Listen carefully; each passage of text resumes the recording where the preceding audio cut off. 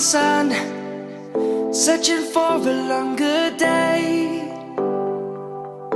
People feeling like the light has just come.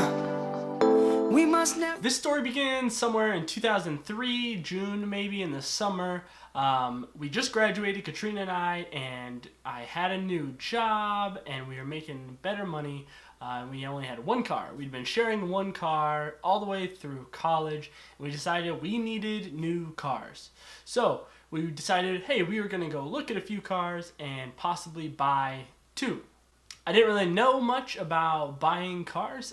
I knew that my truck we were trading in was a big piece of crap and it wasn't going to be consistent to get us from A to B when we needed to work. I also know that when we decided we were going to go buy a new car, I know it was a Saturday. Why do I know it was Saturday? That's relevant because, I'll explain that later on. So I looked up how much my truck would cost, how much the cars we wanted would cost, did a little bit of research, and I thought I was fully prepared to go and buy new vehicles, which I clearly was not. When we went in, they had the two cars there ready for us. They're on the lot. We got to test drive them. It was great. We liked them both. They were both in the price range we wanted. So we decided we would talk to the sales rep, who was actually referred to us by a friend and was a great guy. And we spoke to him, and he did all the legwork for us, got the cars ready, got all of our information down, and was a great guy. That was an amazing experience, and he was awesome. So then, whenever we decided we were actually going to purchase the vehicles, they brought over what was called the sales manager, which is someone who's actually able to finalize numbers and negotiate prices and tell us how much our car is going to be worth that we're trading in, which wasn't going to be much, we knew that, and was able to kind of be the official person who would tell us how much everything was going to be. So when the sales manager came over, we instantly knew things were a little bit different. He wasn't really personal with us. He didn't really care that much. He seemed very serious and just very forward about everything. First, we discussed the price of the cars we were going to buy, the two cars, and we got to a price that I thought was fair, which in hindsight probably wasn't. I probably could have talked them down more, but I wasn't confident enough to keep trying to push him down on the sticker price, and I guess I didn't really know how much I could push him down. Then we discussed the evaluation of my truck that we were going to be trading in, which was pretty much a piece of junk, but I think they gave me a fair evaluation on that, given that it wasn't really worth that much anyway. So after we agreed on the purchase price of the cars and the trade-in value of my truck, I thought everything was going to be a little smoother after that. Just discussing that part of the process was already stressful and took hours to get to this point to where we're actually going to be looking at financing the cars. What I didn't know is that this part was actually the worst part. Financing the vehicle and getting someone to finance it for us at the right interest rate and all the right terms, discussing insurances, gap insurance, all that crap, and it was such a hassle. So I mentioned earlier that it was Saturday. I know it was Saturday because whenever we went to look at financing options, the only place that was available was this car lot. They told us that no other banks were open that late, and so they couldn't run our credit and see other options. Usually what happens is that all the banks are open, they run your credit through multiple financial institutions, banks, and other places like that, and it dings your credit multiple times, which is terrible, but you get better options because people want to compete for your business outside of the car lot. But since it was Saturday, the only person that could offer us financial options was the car lot. So now not only are we buying the car from them, they're also going to be able to charge us whatever they want if we choose to buy that day, which we were because we needed vehicles rather badly. So because we had no credit and our only option was the lot, they were able to charge us an insane interest rate, which at the time I didn't know was that bad. Looking back, we shouldn't have bought on that day. We probably should have just waited to buy the cars. But I'm impatient, as you'll learn. And so we ended up buying the cars that day at a bad interest rate, at probably a pretty poor price, and just dealt with it because that's what I thought was okay at the time. So we were at the car lot something like 8 hours on a Saturday, which was horrible. Katrina was really stressed out. I was really stressed out. And so this whole image of buying a new car was terrible. It ended up being really poor, and we just hated it. And it was one of those things where you say, I hope we never have to do this again for a long time.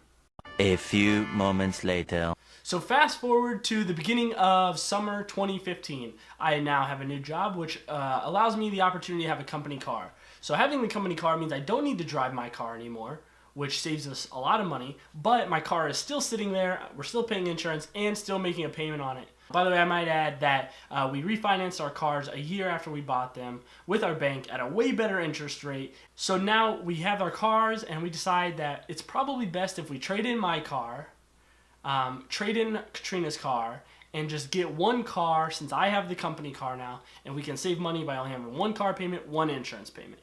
This time when we went to buy the cars, I did a lot of research first, and I spoke with our bank who already had our car loans with them.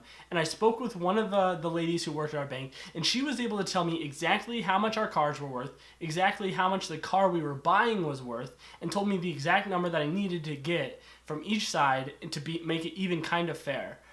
This is something that I cannot express is so important, is that you have someone maybe either at a car lot or at your bank who's A, going to give you your financial options first if you don't have a way to finance it already, and B, will tell you exactly how much to expect for your cars that you're trading in and how much you can expect to pay for that car. No, I can't thank her enough for all the footwork she did, and maybe I got fortunate, but she was able to walk us through the entire process and made it way better for us. Now when we go in, we have the car we want in a mind, and we decided we were going to test drive 3 different years of it to see which one we like best. So we find the year that we want. Again, we're dealing with a sales representative who was awesome. He was great, very friendly, and helped us get what we needed. So we worked out everything except for how much our trade-ins were going to be and the exact dollar amount for the car that we wanted. So now at this point, we say, hey, we just need to talk numbers.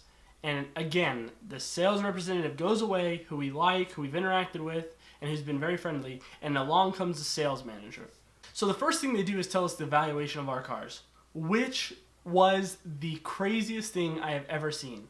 To give you an idea of what our bank told us compared to what the car lot told us, our banker told us that we should shoot for getting between $10,000 and $12,000 ish for good trade-ins for our cars. When the car lot came back and told us the first evaluation of our cars, they wanted to give us $4,200.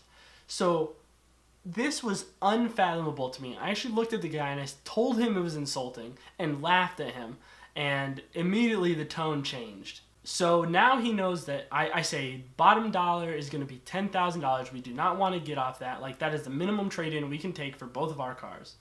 Instantly, he agrees to bump up our trade-in value to a minimum of about $9,000.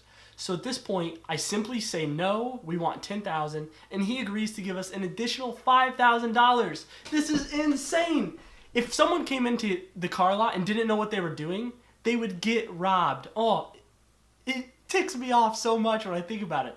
I know exactly how much I should expect for everything, and this time is a little different. We come in with financing. They're not going to negotiate financing with us, simply the numbers.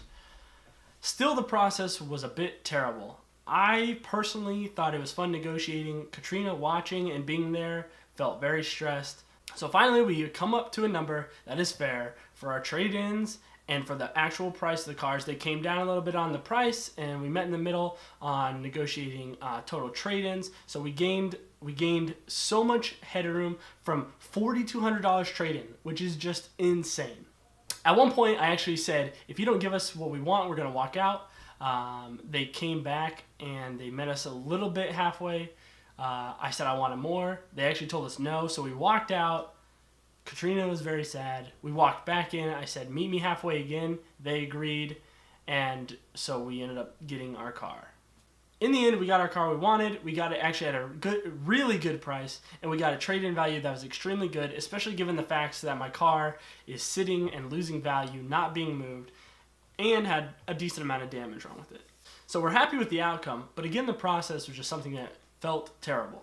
If you ever go to buy a car, do your research first. Talk to someone who has probably done it before. Try to get financing outside of the car lot first. Go to your bank. If you have a family member that's going to finance it, that's fantastic. Just make sure you come prepared and be prepared to negotiate. If you can't negotiate, bring someone with you who can negotiate, because they will budge and you can get a better deal. If you have any questions or comments or concerns or anything about buying a car, or if you want to tell me anything that I missed or I don't know, or if you have questions about your car buying experience, you can post them down below in the comments and I'll gladly answer them. If you want to message me somewhere on social media, I'll gladly try to help you. I think the funny thing about this all is that I went to school for personal financial planning, so I thought I knew money really well, and I thought I knew what to expect and interest rates that were good, and I clearly didn't. Or I was just impatient and maybe a bit naive.